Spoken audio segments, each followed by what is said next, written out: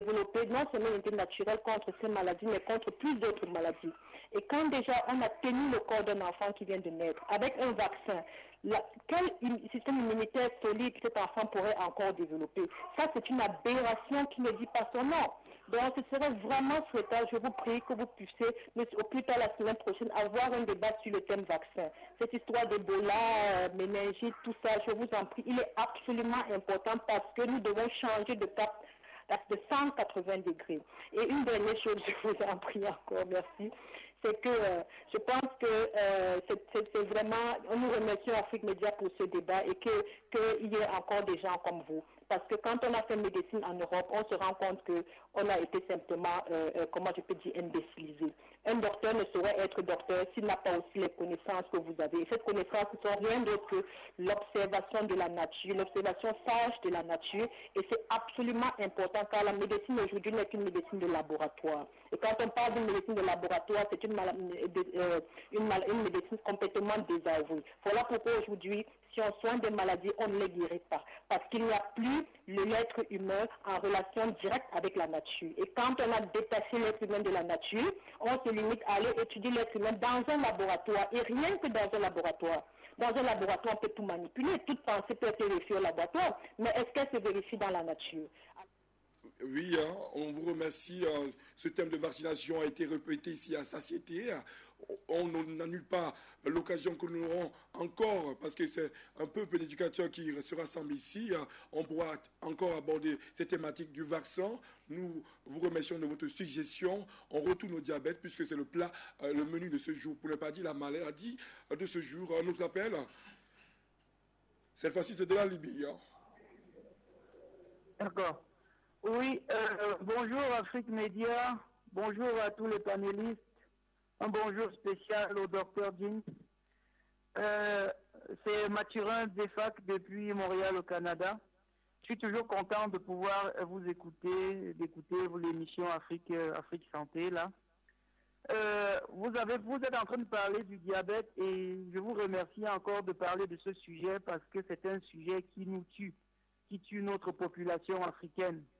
J'ai mes parents qui en sont malades, j'en ai des parents qui en sont décédés et j'espère bien qu'ils suivent cette émission étant donné que je leur demande tout le temps d'essayer d'écouter Afrique Santé.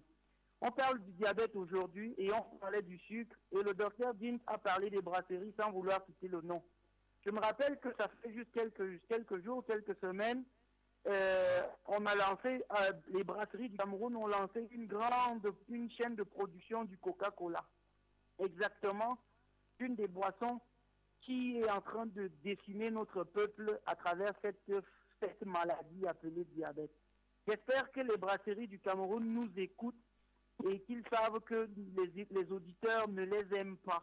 Quand on dit ne les aiment pas, ils peuvent faire autre chose pour pouvoir nous donner une alimentation saine. J'espère juste que nos populations vont écouter votre message et nos messages pour ne plus continuer à consommer ce type d'alimentation qui ne nous aide du tout pas. Au lieu de lancer une chaîne de production pour le Coca-Cola, Brasserie du Cameroun aurait pu investir quelque part pour produire des oranges ou des mangues, mais non, c'est du Coca et on ne sait même pas ce qu'il y a dedans. J'espère que le docteur Jean pourra venir prochainement nous dire qu'est-ce qui est contenu dans le Coca-Cola, par exemple, pour que les auditeurs puissent mieux se méfier de cette toxine-là. Merci à Afrique Média, merci d'exister pour nous. Bonsoir. Merci aussi. La brasserie se trouve aussi en Côte d'Ivoire, au Mali et au Gabon. Il y a des brasseries. Encore faut-il que dire, le consommateur reste le seul décideur. Docteur Aron, voilà, on veut savoir, dans les thèmes de dépistage, à part le glucomètre pour mesurer le taux de glycémie, taux de sucre dans le sang, alors, est-ce que l'Africain a plusieurs méthodes? C'est la question sur laquelle ça peut s'enquisser avant qu'on soit coupé par l'appelant depuis Allemagne. Oui, je pense que c'est bien de dépister, mais est-ce que ça doit s'arrêter là? On peut dépister, mais et après, le dépistage, qu'est-ce qu'on fait? Parce qu'on doit dépister pour exactement dire qu'il y a tel ou tel qui est malade. C'est-à-dire qu'on doit au fur et à mesure voir que, faire les statistiques. C'est de ça qu'il est question.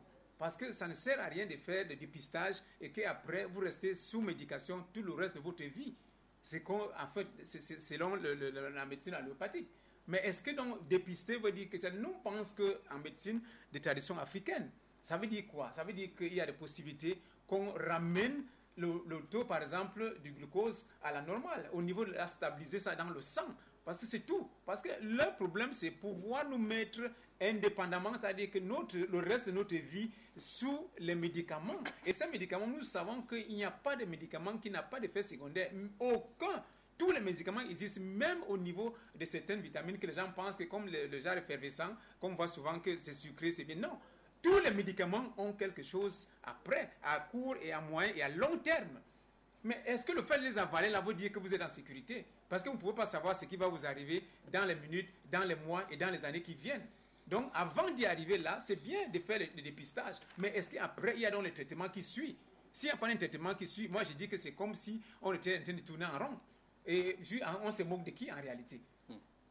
Alors, il faut rappeler aux milliards de téléspectateurs panafricains, il faut rappeler que le taux de glycémie à la normale se trouve entre 0,7 ou 70 grammes par litre et 1,10. Au-delà de 1,2 grammes par litre, on est poussé, on a eu des tendances diabétiques. Il est bien de le rappeler ici, on parle de glycémie. Alors, Dr Jean, avant de vous passer la parole, je suis coupé en ce moment par notre appel.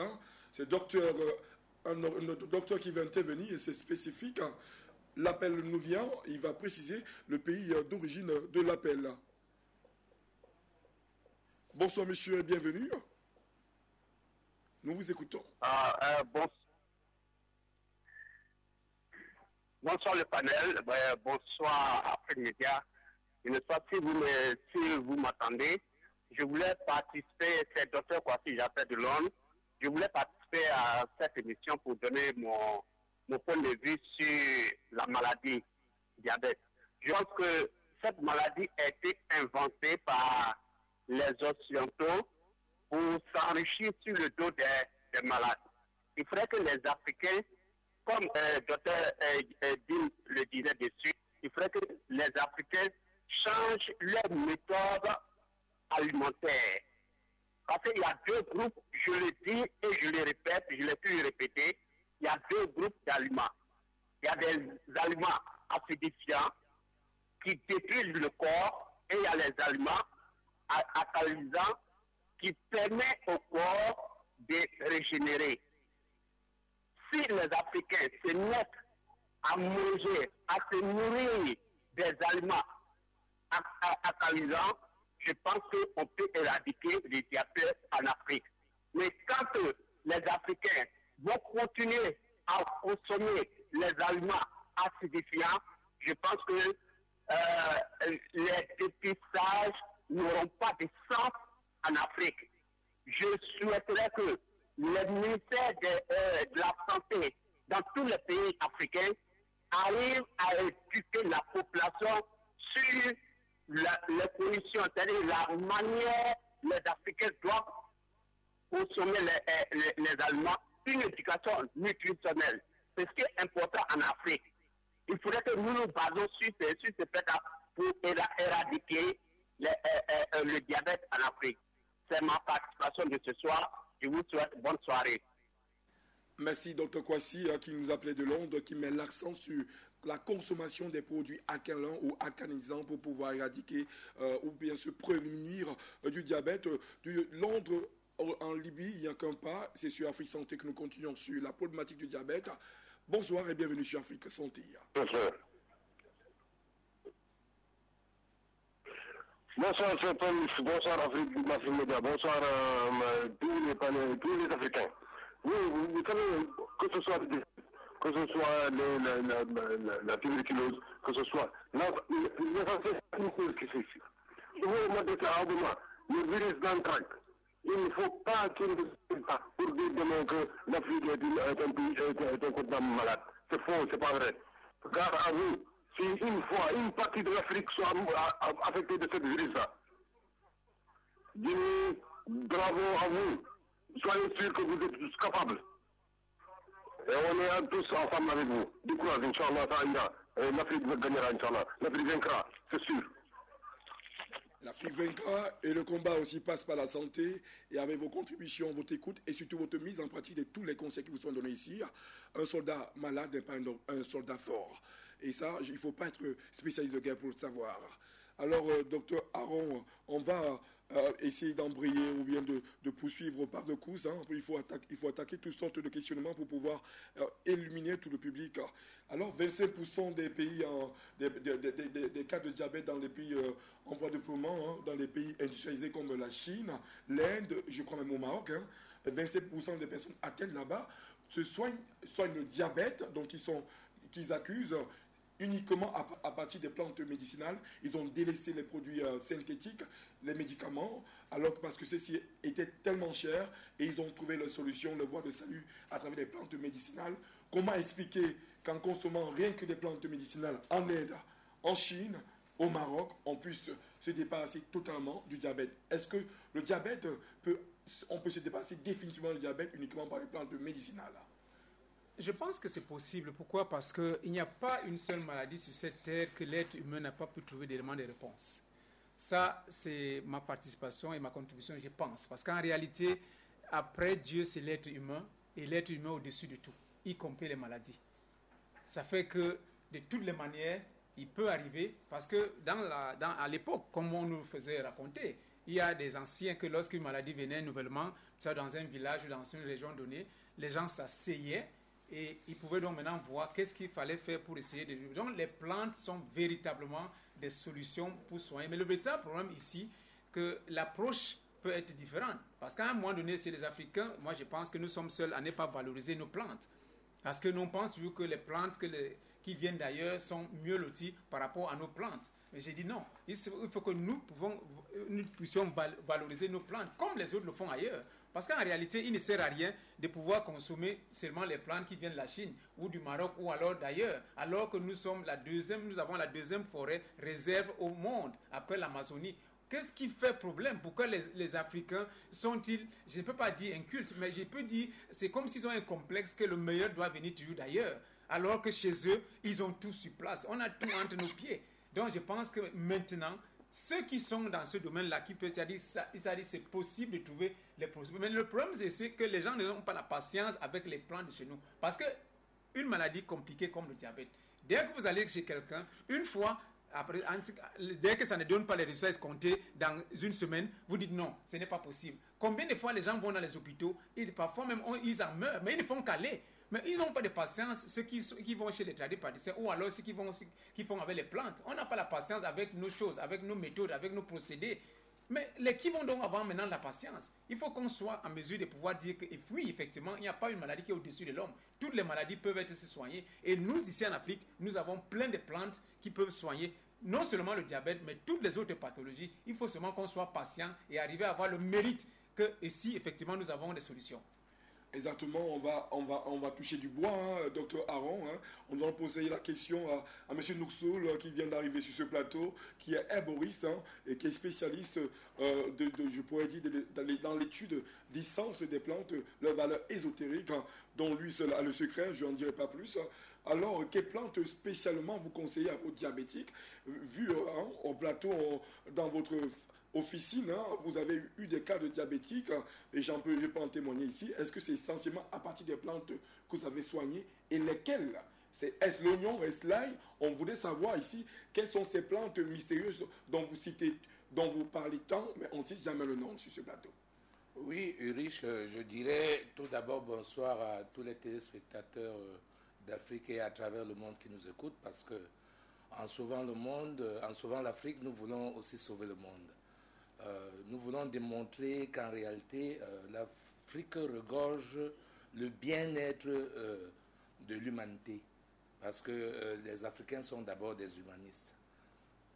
Voilà, Ulrich, quand il faut parler du diabète, parce que je vais d'abord revenir par là pour arriver enfin au traitement, ou alors à certains conseils.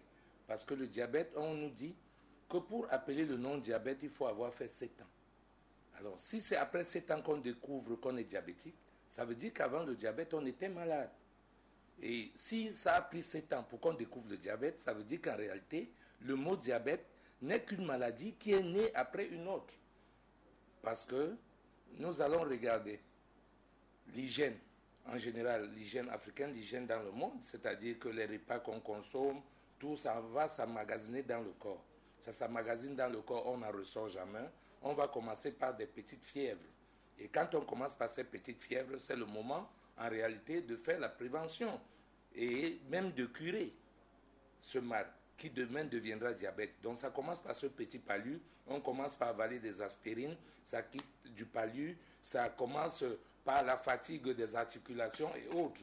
En ce temps, on commence à vous dire que non, vous avez le palu du sang, on quitte du palu du sang, on vous dit que non, ce n'est plus le palu du sang, vous avez maintenant la typhoïde, on quitte de la typhoïde et à la fin du résultat, on constate que le foie est touché, le pancréas ne fonctionne plus et tout le système ne fonctionne plus. Il est normal de remarquer, donc on va commencer parce que le corps est lâché. Les urines vont suivre, beaucoup de choses vont suivre, on peut même arriver au niveau de la toux et beaucoup d'autres choses. Les vertiges et autres vont s'en suivre. Ça veut dire que c'est une maladie qui est partie d'une base. C'est pourquoi il faut regarder la base. C'est ce que le docteur Aaron essayait de dire tantôt, qu'en réalité, on laisse de dire qu'on a fait les tests pour le diabète, qu'on a fait les tests pour le diabète, qu'on laisse qu'on a fait les tests pour le diabète, mais qu'on soigne le diabète. Est-ce qu'il faut donc soigner cette maladie qui est devenue le non-diabète ou il faut partir de la base? C'est ça. En réalité, il faut partir de la base parce qu'aucun véhicule ne roule sans jamais être vidangé. Nous le savons tous. Mais nous, ici, nous avons tendance de toujours consommer, et comme seul résultat qu'on va aller faire les selles et trouver la solution. C'est vraiment impossible. Même quand on fait les selles, les déchets restent toujours accumulés sur nous, ce qui crée normalement ces mauvais fonctionnements. Et raison pour laquelle on conseille et aux Africains et même à ces Occidentaux de ne pas confondre les produits qu'ils prennent qui sont purgatifs. On va dire de prendre le Blue Glass, de prendre ceci parce que ça va vous amener purger. Ce n'est pas parce que vous avez purgé que vous êtes soigné. En Afrique, nous avons des antibiotiques qu'on prend par voie rectale, qui s'en vont trouver la solution, c'est-à-dire que vidanger en pensant tout ce que l'estomac a encaissé. Donc, à la fois en train de traiter l'estomac et en train de vidanger ou de transformer d'une autre méthode ces déchets qui sont déposés à l'estomac. Docteur Noursoul, vous me permettez on revient, on va avancer. Vous avez fait ce qu'on appelle un récapitulatif. Peut-être ce n'est pas dans vos ressorts. On va continuer là où on s'est arrêté, c'est-à-dire l'ensemble des plantes médicinales qu'on peut utiliser pour pouvoir guérir le diabète. Oui, il y a beaucoup de plantes médicinales. Il y a beaucoup. Ça dépend du fonctionnement. Je vous dis, quand il faut soigner le diabète, on ne s'attaque pas directement au diabète. On regarde que ce diabète, qu'est-ce qui ne fonctionne pas? Est-ce que c'est le pancréas? Est-ce que c'est le foie? Est-ce que c'est tout le reste? C'est à partir de là qu'on trouve. Donc je dis, on fait donc un mélange des plantes qui vont à la fois traiter le foie, résoudre le problème du pancréas et trouver la solution du malade. Bon. Vous gardez secret vos plantes? Non, c'est pas secret. C'est pas secret, c'est même très facile. Nous avons une plante qui est quotidienne à nous, comme le ndolé, tout simplement. Le ndolé qu'on mange. À l'époque, dans la région Bassa, on appelait ça le mandoa. C'était un produit spécifiquement pour se purger. Donc le ndolé, on peut prendre du ndolé à partir du moment où vous constatez que vous êtes diabétique. Je vous conseillerais de prendre un verre de ndolé le matin, un verre de ndolé le soir. Si vous faites ça régulièrement, pendant une période, vous allez trouver que, en réalité, votre taux de glycémie est en train de rentrer à la normale. Mais j'insiste sur le fait que ce même produit d'une ndolé, on peut le prendre aussi par voie rectale, en ajoutant juste les 2 petits piments traditionnels qu'on écrase, on met là-dedans et on utilise ça tiède par voie rectale. Donc plus on prend ce ndolé par voie rectale et on le prend aussi par voie orale. Monsieur Noursoul, vraiment, c'était pas facile de vous arracher votre recette. Le ndolé, les Africains savent que c'est un légume très, très amer. L'Afrique vous remercie, monsieur Noursoul. Nous allons, le spécialiste de l'avocat, des essences d'avocat, nul mieux que lui connaît manipuler à aisance l'avocat. Mais est-ce que l'avocat pouvait aussi aider à baisser le taux de glycémie de sucre dans le sang, docteur Béchir? Oui, mais les plantes médicinales qui traitent le diabète sont plusieurs. Bon, il y a aussi les feuilles d'avocatier qu'on peut cueillir et puis on peut bouillir en associant, n'est-ce pas, des citrons découpés et en prenant, n'est-ce pas, 3 fois par jour pendant 2 mois, bon, on peut normalement normaliser la glycémie. Tout simplement parce que les feuilles d'avocatier riches en chlorophylle, n'est-ce pas, supposent conserver un seul minéral qu'on appelle le magnésium. Bon, or, le magnésium, n'est-ce pas, a un rôle très important dans la destruction des calculs de l'organisme et puis de beaucoup d'autres déchets qui géneraient la circulation normale du sang et qui entraînerait l'insuffisance fonctionnelle au niveau du pancréas et que ça pourrait entraîner le diabète. Il y a également le palmier à huile qu'on rencontre. On peut rencontrer, n'est-ce pas, en campagne comme en ville, et même derrière les maisons, que vous croyez que on ne profite que rien que de son fruit, de l'huile, mais avec 300 grammes de racines de palmier à huile, bon, qu'on bout, en ajoutant également quelques citrons découpés, on peut également soigner, n'est-ce pas, un diabète en 2 mois à raison de demi-verre 3 fois par jour. Voilà à peu près. Il y en a, les plantes qui soignent le diabète sont multiples, mais on est vraiment étonné de voir qu'on nous dit dans la médecine occidentale que le diabète est une maladie à vie. Bon, moi, je vois c'est une violation des lois de la nature, puisque quand Dieu même a créé l'homme, il a placé justement... Dr Péchi, hein, avez-vous, on constate que la richesse en termes de la flore en Afrique, hein, on constate la richesse de la flore africaine à travers le ndolé, à travers l'avocat, à travers le palmier à huile. J'imaginais que uniquement on puisse se prendre en recueil que du vent. Vraiment, merci de nous montrer que la manipulation, hein, parce que les fruits existent en Afrique, ils peuvent exister ailleurs, mais la manipulation reste quand même une vertu africaine. Merci de l'avoir démontré. On va prendre une série d'appels, hein, et ça crépite là, dans mon oreillette.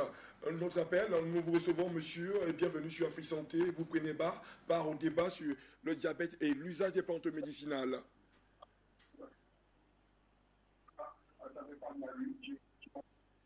Bonsoir.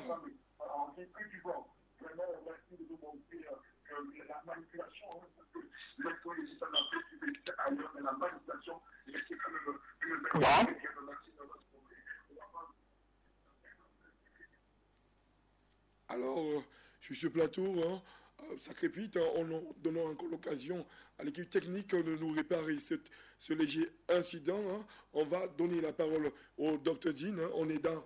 parce que, Dr Dean, laissez-moi vous conter une historiette, une anecdote. Là, je suis appelé par une patiente diabétique. Hein. Elle m'a présenté une série de médicaments qu'on l'a donné pour pouvoir normaliser sa glycémie. Hein. Je vais vous passer les noms, je vais vous passer de l'expression de ces noms techniques.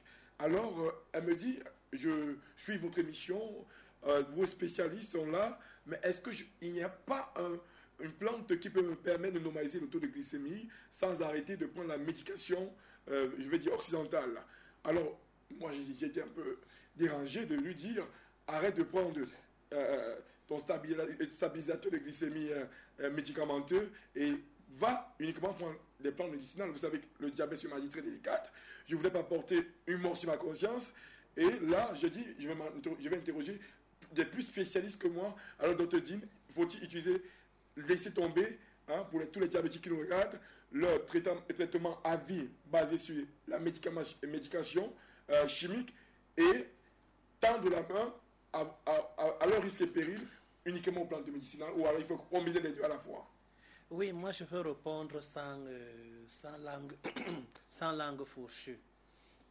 Si le diabète, c'est juste l'augmentation du sang dans le sang, l'augmentation du sucre autant pour moi dans le sang, nous avons déjà fait une fausse route.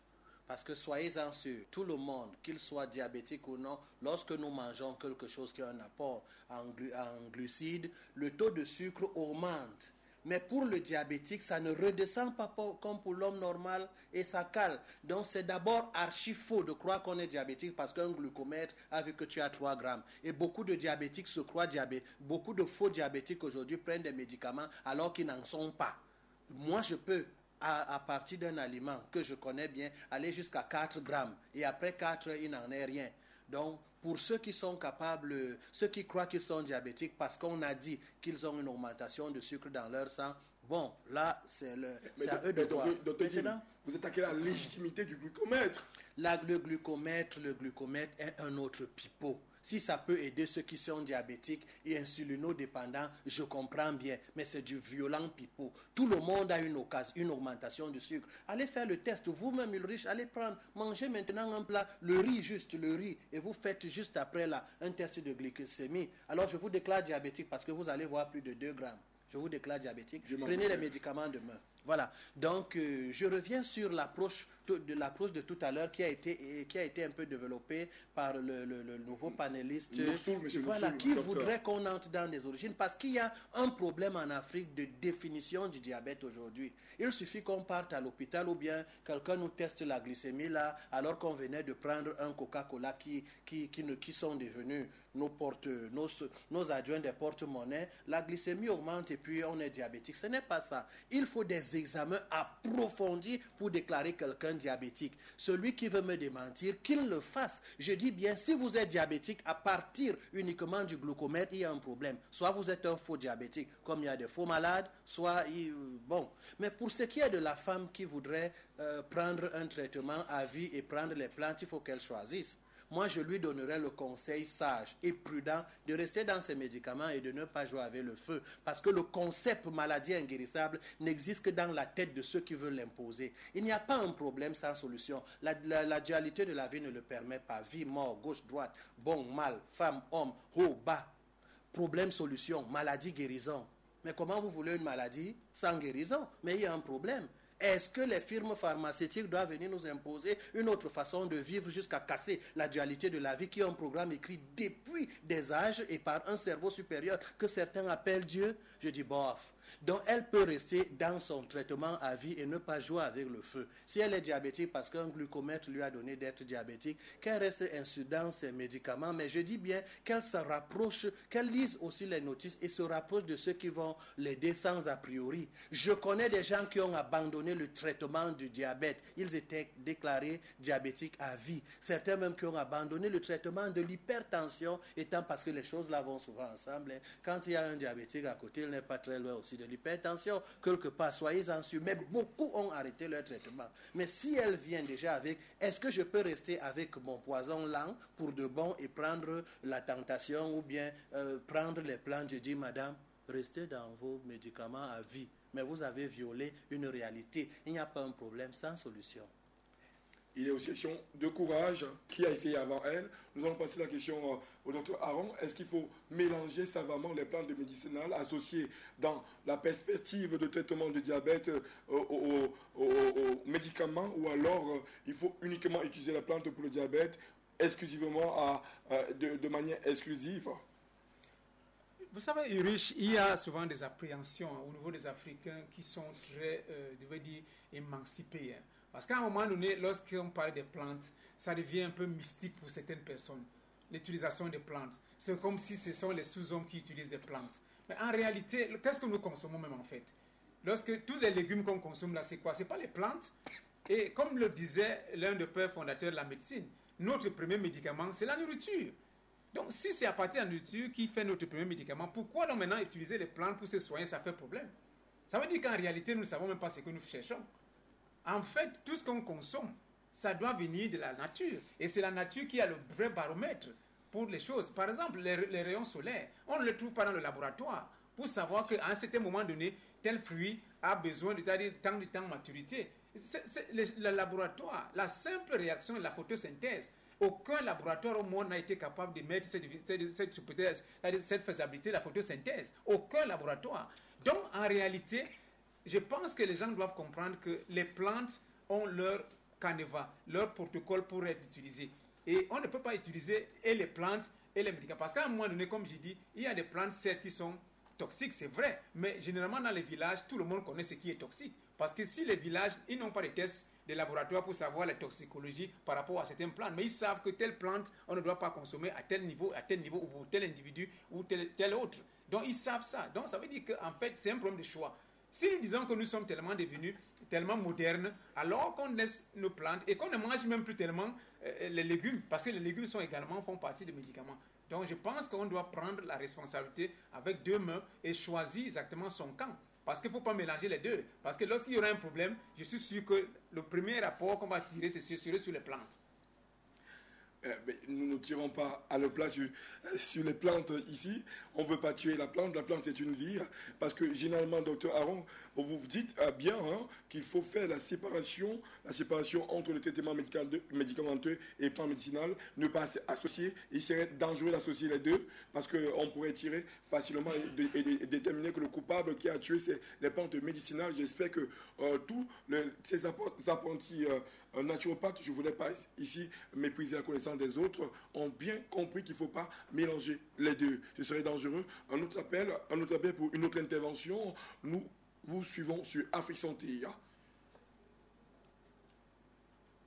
Ok, merci Africa Media, merci les panélistes.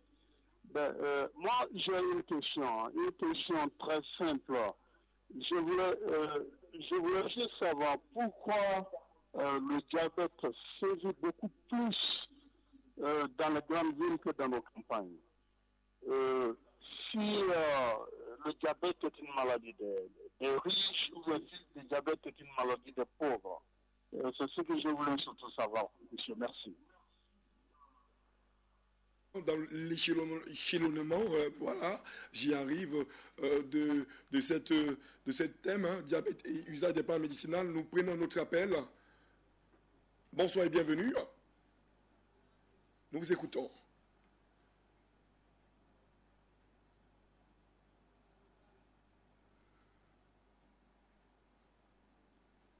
Bonsoir, monsieur.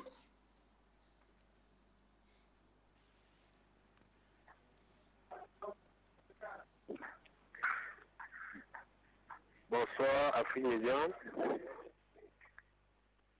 Moi, c'est Steve depuis Bafsam, au Cameroun.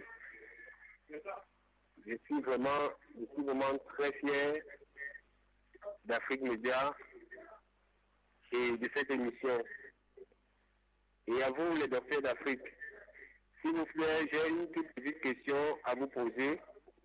Quelle est la plante qu'on peut utiliser qui peut lutter contre l'anémie? Donc, lorsqu'on dit qu'une femme enceinte a manque de sang, à tout moment elle est anémie, si vous pouvez nous aider sur ce point-là. Merci beaucoup. Ce serait un bonus, C'est comme si c'est une évidence parce que on est bien entouré ici. On va passer la parole à celui qui a ici, on reconnaît pour ayant fait la médecine naturelle depuis son bas âge. Il est consacré plus à cette tradition Dr Péchi pour combattre l'anémie, pour aider cet appelant, sa femme peut-être, une femme de son entourage à accoucher. Elle vit des cas d'anémie, dont le manque de sang dans son organisme. Il y a une plante qui peut utiliser, du moringa peut-être. Oui, il y a justement les plantes anti-anémiques qu'on peut utiliser, mais il faudrait qu'on essaye de voir si la fonction hématopoïétique, c'est-à-dire hématopoïétique, c'est-à-dire la fabrication du sang par le foie. Il faudrait essayer de vérifier pour voir si son foie n'est pas malade. Bon, si jamais si le foie est, n'est-ce pas, en bon état, il faudrait maintenant qu'on essaie, n'est-ce pas, d'administrer les anti-anémiques qui sont vraiment les plantes médicinales qui peuvent, disons, régénérer la fonction hématopoïétique pour que la femme puisse, n'est-ce pas, avoir... une plante, laquelle, Dr Péchi, le palmier à huile, anti-anémique? Oui, les anti-anémiques, par exemple, vous avez certaines plantes, enfin, toutes les plantes, par exemple, qui disposent des taches rouges. Prenons, par exemple, le cas de feuilles de patate. Feuilles de patate. Oui, vous voyez la variété qui a les nervures rouges. Bon, il s'agit là d'une plante anti-anémique. Et qu'en prenant régulièrement, ça va pouvoir régénérer la fonction hématopoïétique, c'est-à-dire il y aura la fabrication du sang va se faire. Il y a également il y a également ce citron qui a d'égal le lemon.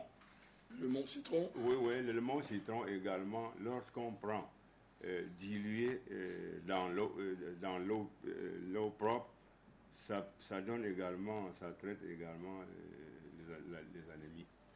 Oh, mais je ne me trompais pas, vous avez de manière instinctive répondu. Hein? Vous avez fait le tour, pas le tour complet des fruits, mais vous avez la guérison au bout de la langue, docteur Péchi, merci. Nous allons passer aussi dans un souci d'élargir votre panier de guérison à travers les fruits. Quelle plante anti-anémique on peut prendre pour couper l'anémie? C'est une petite digression dans cette émission. Oui, l'anémie est beaucoup plus des cas de convalescence. Hein. Je veux juste deux petites plantes que tout le monde connaît. Du moins, au niveau du Cameroun, on appelle le nzansang. Ça veut dire cet arbre-là. On prend les écorces et qu'on va mélanger avec les écorces du cacaoyer. Le cacaoyer, les deux écorces. Qu'est-ce qu'on fait? On fait bouillir l'eau. Et lorsque l'eau a bouilli, et on prend donc les deux plantes. On met là-dedans, ça bout pendant 15-20 minutes. On pose par terre. On commence maintenant à boire. Ça remonte très très facilement. Je dis bien les écorces de nzansang et puis les écorces de cacaoyer. Aussi simple que ça. Ça remonte, et même pour les convalescents, les gens qui sont très fatigués, ça peut facilement les remonter. Je crois que ça, c'est une recette qui pourra vraiment les aider pour une très longue durée de temps. Alors vraiment, c'est là où je reconnais quand même ici ce réflexe de guérison de tous les spécialistes ici présents, sans avoir préparé ce questionnement. Si c'est un test, vous l'avez reçu de la part de l'appelant Dr Dean dans bientôt le temps qui nous est imparti sera vraiment épuisé, Dr Dean, sur les complications, parce qu'au cours de mes recherches exactement aussi, on a fait une découverte que les subfamilies de hypoglycémie qu'on prend pour baisser, en cas d'hyperglycémie, pour faciliter l'utilisation du glucose dans le sang. Ces patients, ce subfamille de hypoglycémie avait des complications. C'est-à-dire que ça ne pouvait pas traiter uniquement le malade et le préserver des complications. Alors, là où a échoué les médicaments chimiques, c'est-à-dire ça ne peut pas véritablement prémunir ceux qui l'absorbent contre les complications telles que la cécité, la neuropathie, la néphropathie. Qu'est-ce que la plante médicinale contient pour pouvoir s'attaquer en plus au diabète et préserver le diabétique des complications diabétiques? Je voudrais être un peu plus précis pour éviter que demain vous vous fassiez escroquer par des prétendants traitant du diabète qui ne savent même pas parfois ce que c'est que du diabète, parce qu'il y en a dehors qui utilisent l'algue de Cargassor, qu'ils prétendent guérir le diabète. Vous êtes avertis. Je ne dis pas que l'algue de Cargassor ne peut pas baisser le sucre dans le sang, mais seulement faites très attention. Maintenant, la majorité des médicaments qui sont là pour détruire les conséquences sont l'équivalent de détruisons les bananiers en les défrichant. Il s'ensuit une réaction le jour suivant. Les bananiers ont repoussé. Et puis je veux prendre une autre image parce que là c'est sérieux. Je m'adresse maintenant à vos consciences. Si votre compteur qui vous alimente en eau a des problèmes et vous cherchez un électricien pour pallier au problème de manque d'électricité, alors vous avez fait fausse route. C'est la même chose.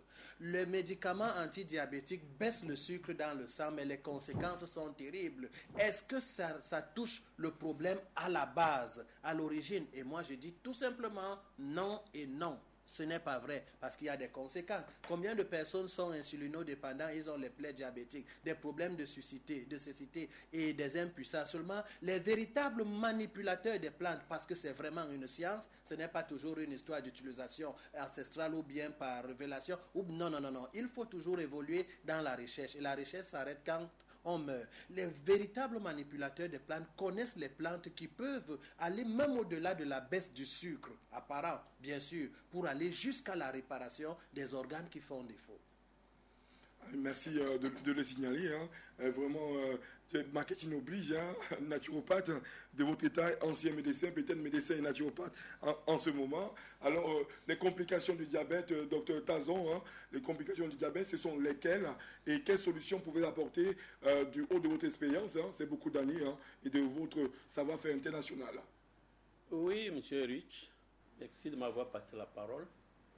Je vais aller vous dire les complications de diabète. Alors, Le diabète contribue à l'émergence de la maladie cardiovasculaire. Le glucose étant incapable de fonctionner, fait obstruer le sang dans le faisceau sanguin, et ce qui cause l'infarctus. Et à côté de l'infarctus, la chute sur le cerveau, l'AVC, et le pied, gangrène, et puis le pied diabétique. Et puis le plaie diabétique. Alors, dans cette optique, je peux aller vous dire qu'il y a des solutions que je peux d'abord vous avancer. Et quand cela arrive, il y a un dernier carreau, s'il vous plaît, qui est le cathoacidose. C'est-à-dire cathoacidose. Acidose. C'est la dernière étape d'un diabétique qui est dans une situation compliquée. Tout le corps est acide. Il ne peut plus rien et il va tomber dans un moment donné si on ne fait rien pour lui dans le coma diabétique. Et à l'hôpital, on va l'amener à l'hôpital, on va lui faire des injections. Et pour le remonter, s'il est dans l'hypo, s'il est dans l'hyper, on va lui faire les injections. À la fin de cette interview, je vais vous dire de quelle injection sur quelle matière on a pris pour faire des injections, pour montrer à l'international que le diabétique peut se prendre en charge chez lui s'il connaît prévenir. Alors, quand on amène quelqu'un à l'hôpital, on lui fait l'injection pour remonter s'il est dans l'hypo. Quand il est dans l'hyper, on lui fait l'injection pour baisser s'il est dans l'hyper. La matière avec laquelle on fabrique ça, je veux vous dire aux téléspectateurs qui me regardent ici de prendre l'Obi. Alors, l'Occident a mieux fait de connaître beaucoup de choses. Ce petit bicarbonate qu'on vend en pharmacie et qu'on appelle pour baisser le gaz carbonique dans le ventre, dans la fermentation. Alors, c'est un grand remède. Et c'est avec ce remède, c'est avec le bicarbonate de soude que l'Occident fait les extraits pour mettre le malade comateux dans la dialyse, pour laver le sang des gens dans la dialyse. Et pour bien s'en sortir sur ce cas, je conseille sur le plateau ici que le malade de diabète qui me regarde, chaque matin, doit prendre une cuillerée à café de bicarbonate de soude. Et le soir, une cuillerée de bicarbonate de soude. Ceci va maintenant alcaliser parce que le bicarbonate est un produit alcalin du sous-sol de nos océans. Alors, le pH, le potentiel d'hydrogène de bicarbonate est égal à P1161. Ce qui fait qu'un diabétique, tout le jour, que lui, il prend une cuillerée à soupe, une cuillerée à café de bicarbonate du matin, bicarbonate du soir, aura l'acidose équilibrée, aura l'acidose basique équilibrée. Ce qui fait que, ça c'est le premier point. Le deuxième point, à partir de 22 heures, tous ceux qui ont le diabète et qu'eux-mêmes ils veulent bien équilibrer leur machin, le pH de charbon bioactif est égal à 10 et 11. Alors, en prenant ça, le charbon bioactif à 22 heures la nuit, ce n'est qu'à 22 heures la nuit que je conseille parce que le charbon bioactif a détruit aussi d'autres éléments qu'il a trouvés dans le corps. Il détruit le poison et tout, même le médicament que vous avez pris. C'est-à-dire que c'est à partir de 22 heures que vous deviez prendre ça en se couchant. Cela va vous enlever dans le corps le crampe nocturne des diabétiques. C'est ça ce que je peux proposer comme solution. Docteur Tazon, il faut prendre le charbon végétal à partir de 22 heures. Pourquoi? Oui.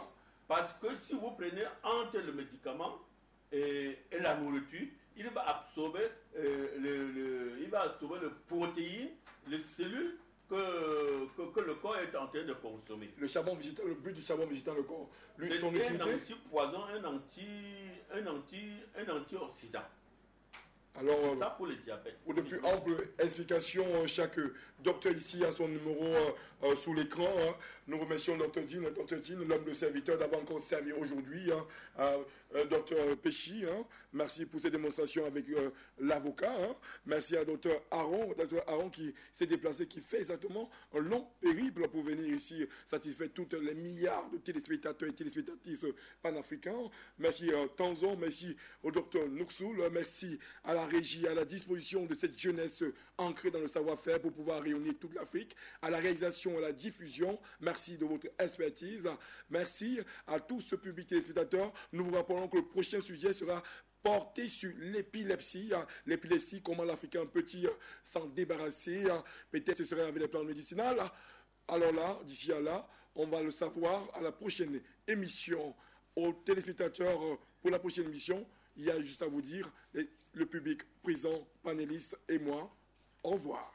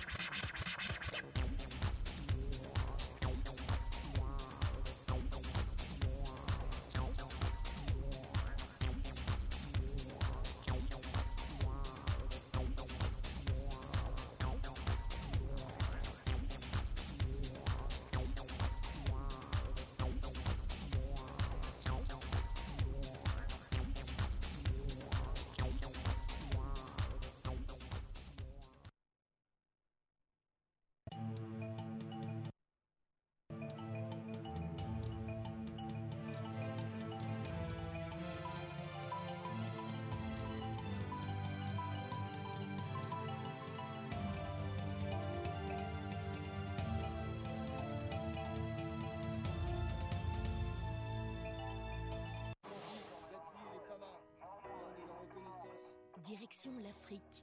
Le journal de la Défense vous emmène ce mois-ci en plein désert, au cœur de l'opération Barkhane.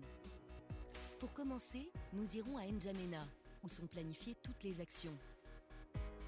Nous verrons l'importance de la logistique et des transmissions pour accomplir les nombreuses missions confiées aux forces de Barkhane. Parmi elles, le détachement air de la base de Kosseï avec son escadron Rafale. Nous nous envolerons ensuite au Niger, découvrir les drones indispensables aux forces pour gérer une zone d'opération aussi étendue.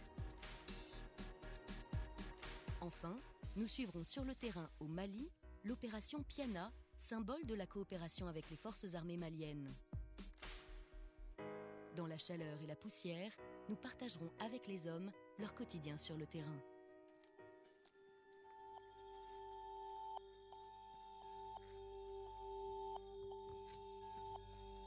Depuis combien de temps il n'y a pas eu d'attaque de bandits dans le coin? 3000 hommes répartis sur 5 États et conduits par un poste de commandement unique. L'opération Barkhane, lancée le 1er août 2014, marque un nouveau départ pour les forces françaises dans la région du Sahel. L'opération Serval, menée au Mali de janvier 2013 à juillet 2014, a porté un véritable coup dur à la mouvance terroriste.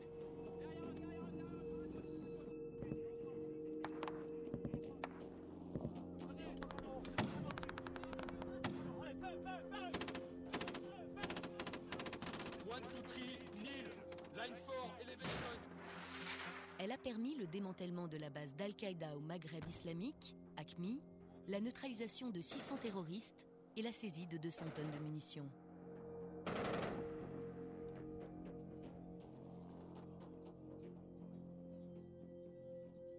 Mais la menace est toujours présente et impose aujourd'hui aux forces françaises une nouvelle stratégie pour éradiquer définitivement les groupes armés terroristes.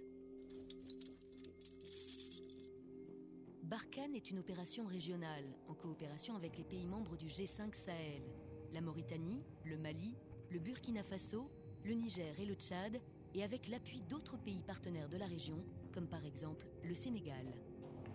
Ce qui est très spécifique à l'opération Barkhane, c'est sa régionalisation. C'est quelque chose de complètement inédit pour nos forces armées. Jusqu'à présent, on avait l'habitude d'adopter le principe suivant: un pays, une crise, un théâtre d'opération. Et pour la première fois depuis plusieurs décennies, eh bien, c'est un même théâtre d'opération sur plusieurs pays. Cette réponse régionale, elle vient des pays eux-mêmes. C'est eux qui ont pris conscience qu'ils avaient à lutter ensemble contre des menaces qu'ils partageaient. La deuxième chose de la régionalisation, c'est qu'on s'aperçoit que les zones transfrontalières sont des zones conflictuelles, parce que c'est là où les terroristes, qui ne respectent pas les frontières, s'en jouent même, bénéficient d'un non-droit de poursuite d'un pays vis-à-vis de l'autre et donc installent des zones grises. Pour atteindre ces objectifs et éradiquer définitivement la menace terroriste dans la bande sahélo-saharienne, Barkhane effectue plusieurs types de missions. Les opérations coup de poing et le harcèlement constant des groupes armés terroristes.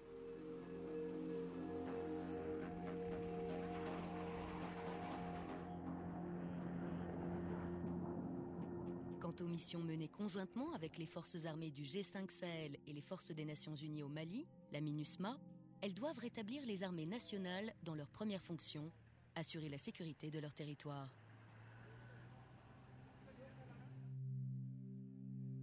La zone d'action de Barkhane représente 9 fois la France, un espace immense à l'échelle de l'Europe.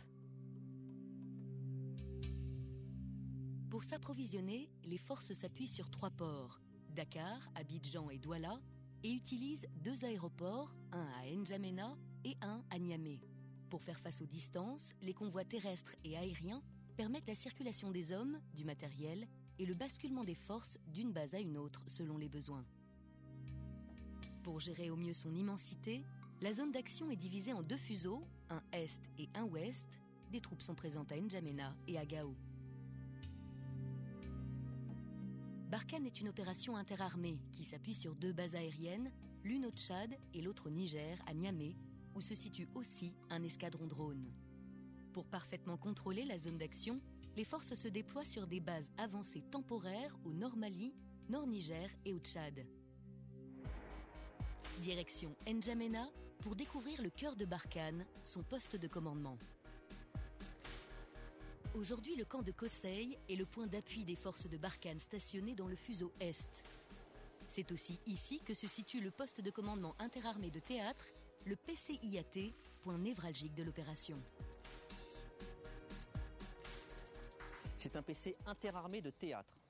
Interarmé puisqu'il y a aussi bien des aviateurs, des terriens, quelques marins, même si dans notre aire d'opération, il n'y a pas de mer ou de côte à proximité. De théâtre, puisqu'il traite les opérations de Barkhane sur toute la zone d'action de Barkhane, sur l'ensemble des pays du G5 Sahel. Il est organisé en bureaux spécialisés, chacun apportant son expertise. Nous avons ici le J2, le bureau qui est en charge d'acquérir le renseignement sur nos ennemis potentiels. Le J3, le bureau qui conçoit les opérations. Le J4, qui est le bureau en charge de la logistique. Le J5, c'est le bureau qui conçoit la manœuvre future, la manœuvre à 2, 3, 4 mois. Quel est l'avenir, quelles sont les opérations futures. Le J6, le bureau en charge des transmissions et des moyens d'information. Nous retrouvons la même problématique que pour la logistique avec un espace aussi vaste. Les postes radio VHF ne suffisent pas à avoir la liaison, nous appuyons sur des maillages satellitaires. Nous avons besoin d'avoir la liaison depuis N'Djamena avec les éléments qui sont au nord du Mali. Nous avons des moyens informatiques qui nous permettent de communiquer 24 heures sur 24 via des chats, l'équivalent de ce que nous utilisons sur nos moyens civils d'Internet, mais la militarisée, cryptée, sécurisée, où nous pouvons échanger ces informations en permanence, en toute sécurité. Le J7, le bureau en charge de l'exploitation du rétex et de la liaison de l'assistance militaire avec nos partenaires. Et volontairement, vous les voyez réunis sur ce panneau parce qu'aucun des bureaux, j'allais dire, ne peut faire son action seul sans le travail avec les autres. C'est cette synergie des expertises qui permet d'obtenir l'efficacité opérationnelle.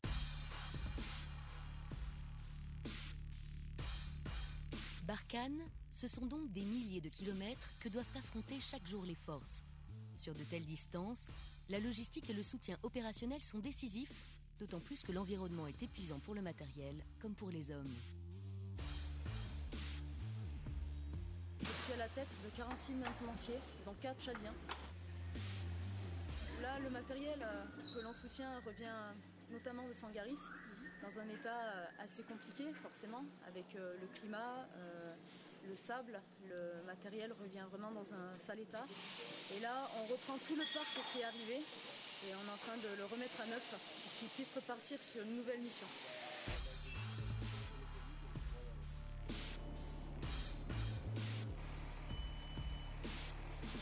Chaque convoi logistique est une opération à part entière, au sein de laquelle le service des essences des armées est indispensable.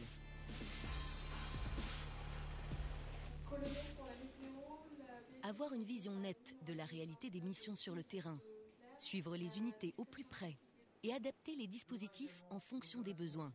Le centre opération interarmée doit être réactif 24 heures sur 24. Toutes les informations sont analysées et mises en commun pour conduire au mieux les opérations qui se déroulent à des milliers de kilomètres. L'idée pour nous, c'est de fournir une image claire de ce qui se passe sur le terrain. On reçoit tous les comptes rendus des différentes unités. Et grâce à ces comptes rendus, on peut donner une situation en temps réel, soit directement au général s'il y a des choix à faire, soit en permanence au chef du CO qui lui doit se tenir à jour en permanence. Mon rôle principal, c'est de conseiller et de coordonner l'utilisation des moyens aériens sur les opérations terrestres. Alors nous répondons essentiellement à un besoin des GTD. C'est-à-dire qu'au sein des GTD, il y a ce qu'on appelle des FAC, des Forward Air Controllers, qui ont besoin d'appui aérien. Les difficultés spécifiques du théâtre de Barkhane sont les élongations. Tout est très long. Les pilotes font des missions qui sont particulièrement denses, et ce qui induit des repos physiologiques pour ne pas les mettre en danger. Donc nous, on essaye d'optimiser un petit peu l'utilisation des moyens aériens pour que tout le monde puisse être servi. Les documents pour la mission aujourd'hui, on a la carte des pétroles, dans laquelle on retrouve tous les éléments de la mission. Avec leur mission de reconnaissance et d'appui des troupes au sol, les chasseurs du détachement air ont un rôle clé dans les actions menées par la force Barkhane. Ces missions de reconnaissance sont importantes car elles permettent la prise de vue de points d'intérêt, que ce soit des caches d'armes, des zones de rassemblement de groupes armés terroristes, des locaux qui ont un intérêt particulier pour la progression de l'ensemble de la mission Barkhane.